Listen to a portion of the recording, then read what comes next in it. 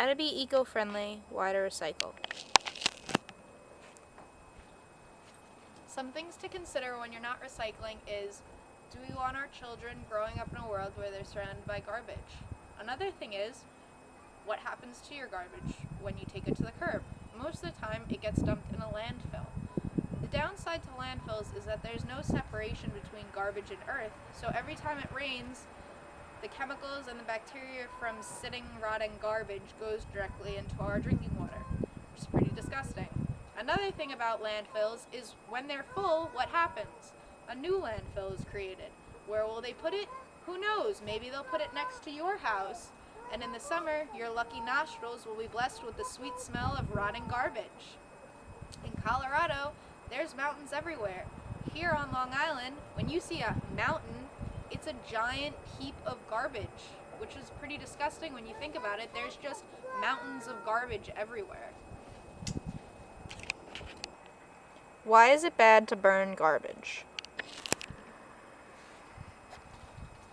Unless your garbage burns cleanly, like paper or banana peels, it is a hazard. Burning plastics without the proper air filtration systems release hundreds of toxins into the air, and when it rains, those toxins go right into our drinking water. Why should I care if I have a Brita filter, you ask? Brita filters don't remove all the toxins, chemicals, and hormones from your drinking water. You would need a reverse osmosis filter to get completely pure water. Also, your body absorbs water every time you bathe or shower. So, unless you have a whole house filter or a shower filter, you'll be absorbing it through your skin. And the steam from your shower contains the toxins from the tap water, so you'll be inhaling it and getting the toxins in that way. In conclusion, burning garbage is bad for your health and bad for the environment. How does recycling affect me? A few simple steps can make the world a better place. If you and your community recycle, there'll be less mountains of garbage, aka landfills. Also, recycling glass and plastic bottles will give you some extra money in your pocket because you'll be getting money back for your bottle returns. And overall, recycling creates a better, cleaner environment. What can I recycle? How do I recycle? Depending on your town, almost all metals, glasses, papers, and plastics are recyclable. So tin, steel, aluminum, all different types of plastic. Usually it's all accepted. Sometimes your town doesn't accept certain things. If you call them, they'll tell you, what they accept and what they don't. Some towns don't accept paperboard. Some towns don't accept certain number of plastics. Like my town, I don't think they accept number 5 plastic, which is the BPA-free plastic. In cases like this, if you still want to recycle them, you can. Some stores, like Whole Foods, they accept the BPA-free plastics as like yogurt cups and such, and they send it to companies to make recycled toothbrushes out of it. Also, you could recycle right in your own home. And you see, this is a yogurt cup. It's BPA free, and instead of tossing it in a landfill, I'm using it as a planter. These cans, same thing. If you want to just upcycle, it's called, instead of recycling, if you want to upcycle a can or a yogurt container, just put some dirt in it, you have an instant planter. You get some paints, you can make it a fun little task with the kids, paint your own planters, there you go. The same thing with glass jars. If you usually buy a jar of something and you just throw this jar into the landfill, you're just throwing away free Tupperware, basically. With jar, you could put sauces, you could put leftovers, you could put chips if you want to. You could really put anything you want in a jar, and it's saving you money because you don't have to spend as much money on plastic bags because you could just use a jar instead. And also, your chips won't get crushed in a jar like they will in a plastic bag. So jars are really great for that.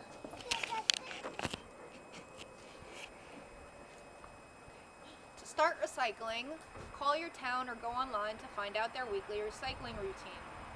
Also, when you call them, you could find out if they offer free recycling containers. Sometimes they do. In your home, to make recycling easy for yourself, make sure you have separate containers. One for glasses, plastic, and metals, and another container for papers and cardboards. That way, it'll just be easier for you. At my house, to avoid confusion, under the sink, we have our garbage. We have a separate container for our glasses, plastics, and cans that's clearly labeled to avoid any confusion. And you could get another trash bin, or you could just use a paper bag from your local grocery store for all your papers to recycle them easily.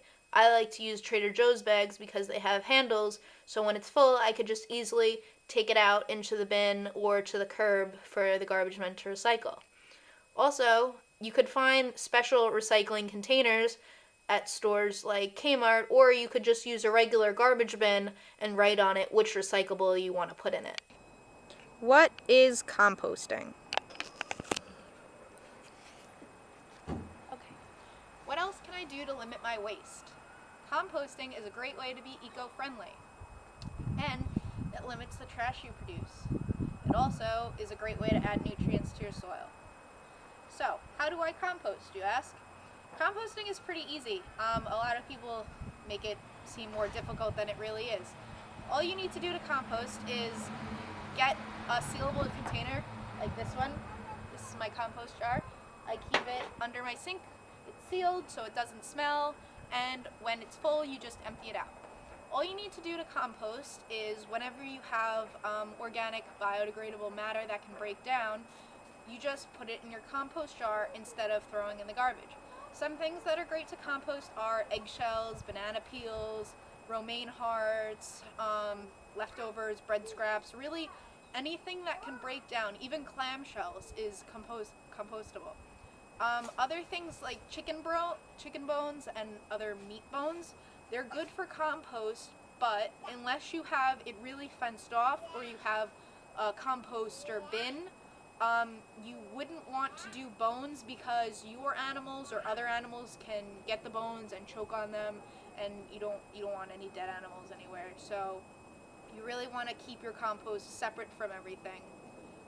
So you just, anytime you have organic matter, instead of throwing it in the trash, throwing it in a landfill, you're going to put it in your compost jar.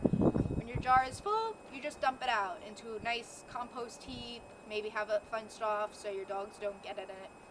But it's great for gardeners, it's great for farmers because it adds nutrients to the soil, it's an all-natural fertilizer for your plants, and you reduce your carbon footprint. Also, recycling and composting greatly reduces the amount of times you have to take out the trash. So that's great. Go green, good luck, and feel free to ask me any questions.